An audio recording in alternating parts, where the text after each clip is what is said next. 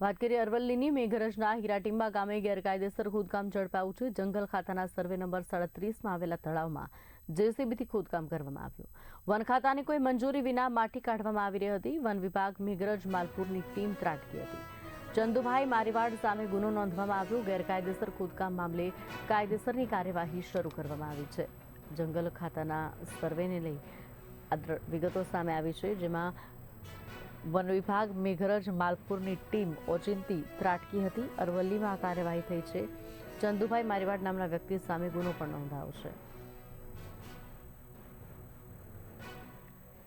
સંવાદદાતા Alpesh Rathod phone line પર છે। અલ્પેશ, અરવલ્લીમાં ગેરકાયદેસર ખોદકામને લઈ વન વિભાગે કાર્યવાહી કરી છે। કોના દ્વારા ખોદકામ કરવામાં આવી રહ્યું હતું અને કાર્યવાહી શું થઈ છે?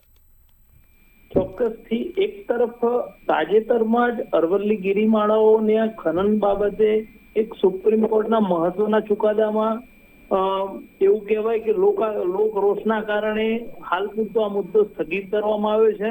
ત્યારે અરવલ્લી જિલ્લાના મેઘરજ તાલુકામાં આવેલ વન વિભાગની ભોવાલ બીટ કહેવાય છે એ વિસ્તારમાં આવેલ હીરાટીંબા ગામમાં એક આવેલું તળાવ છે એ સર્વે નંબર 37માં આવેલું છે। એમાં છેલ્લા કેટલાક દિવસોથી એક વ્યક્તિ દ્વારા ગેરકાયદેસર રીતે જેસીબી મશીન, ટ્રેક્ટરો અને ડમ્પરો દ્વારા ખોદકામ કરવામાં આવી રહ્યું હોવાનું વન વિભાગને એક જાગૃત નાગરિકે જણાવ્યું હતું।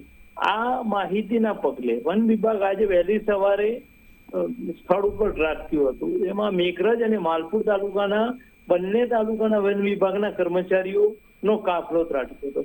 પણ કોઈ કારણસર આ માહિતી લીક થઈ જતા કે ભાઈ વન વિભાગ આવી રહ્યું છે, એ માહિતી લીક થઈ જતા ખોદકામ કરનાર લોકોએ ત્યાંથી સ્થળ ઉપરથી જેસીબી, ટ્રેક્ટર અને ડમ્પર જેવા વાહનો અને ત્યાંથી સાધન સામગ્રી હટાવી લીધી હતી।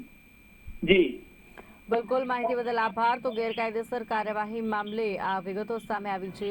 જે પ્રમાણે માહિતી મળી રહી છે કે જંગલ ખાતાના સર્વે નંબર 37માં આવેલા તળાવમાં જેસીબીના માધ્યમથી ખોદકામ કરવામાં આવી રહ્યું હતું, પરંતુ વન વિભાગ દ્વારા કાર્યવાહી કરવામાં આવી છે અને ખોદકામ કરી રહેલા વ્યક્તિ પર ગુનો પણ નોંધવામાં આવ્યો છે। મેઘરજ માલપુરની વન વિભાગની ટીમ ત્રાટકી હતી। ચંદુભાઈ મારીવાડ નામના વ્યક્તિ સામે ગુનો દાખલ કરવામાં આવ્યો છે।